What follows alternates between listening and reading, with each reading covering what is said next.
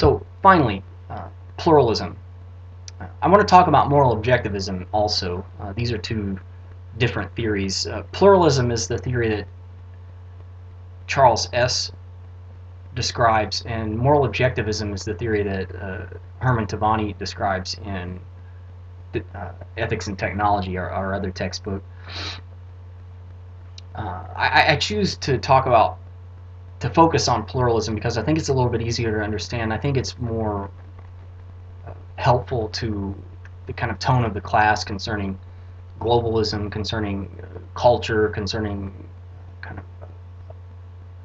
of mutual working together globally on ethical information issues. Uh, Moral objectivism says that there may be more than one right answer to an ethical problem, but that there may be definite wrong answers that, quote, fall outside the criteria of rationally defensible moral behavior.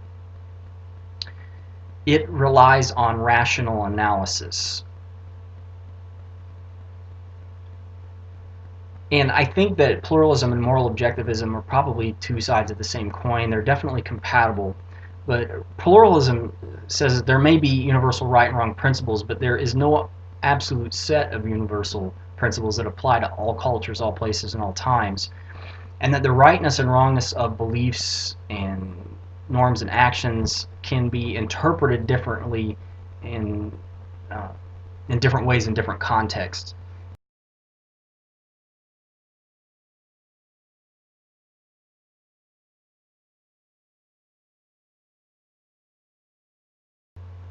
So there's this kind of coming together to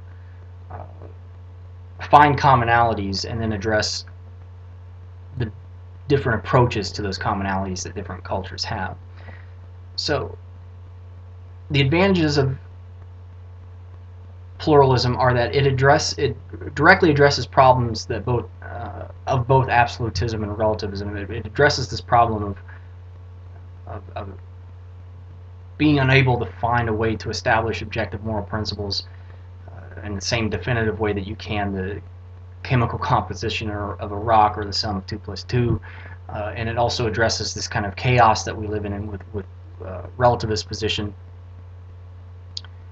It doesn't have the hubris of relativism, the arrogance of thinking that we've got the one correct solution, and anything that any disagreement with it is incorrect.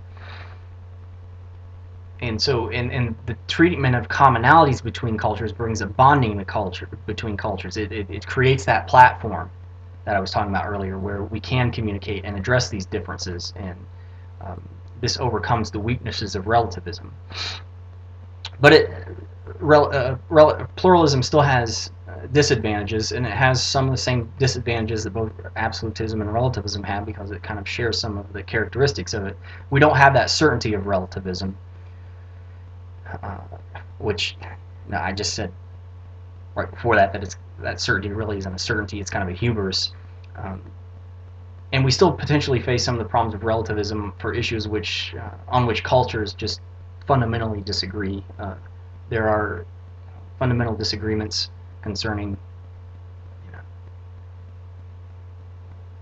well, the example S provides is the Mohammed cartoons in Denmark, where there were riots and violent protests against what the Danish believed to be an issue of freedom of speech.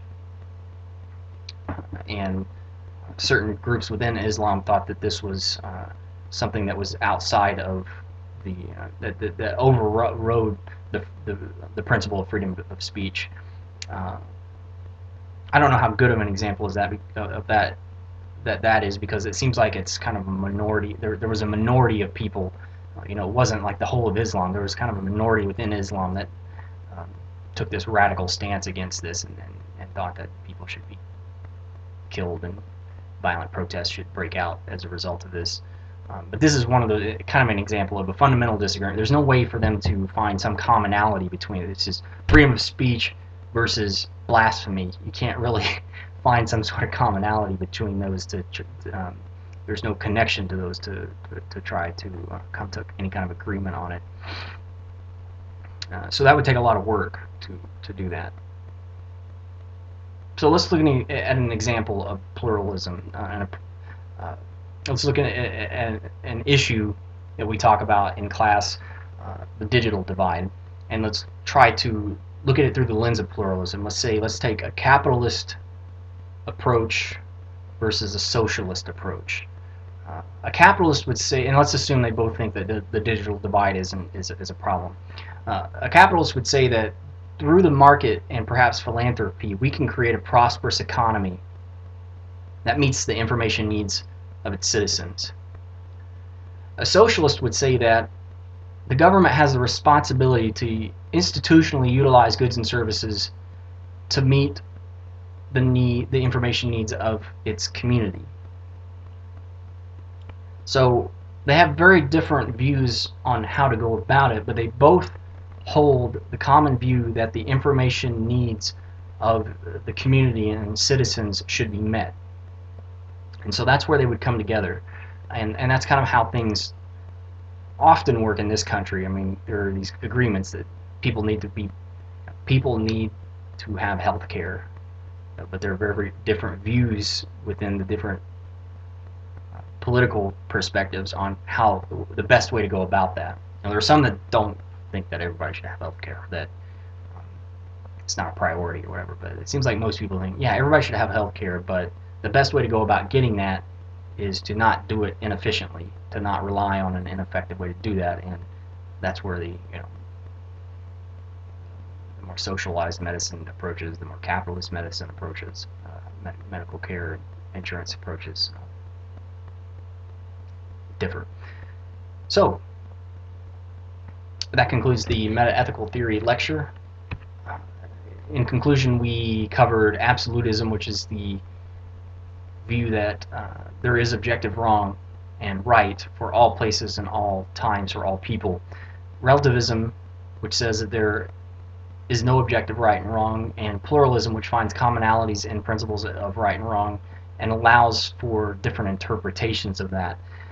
I hope this lecture was helpful, and I appreciate you listening. Thank you.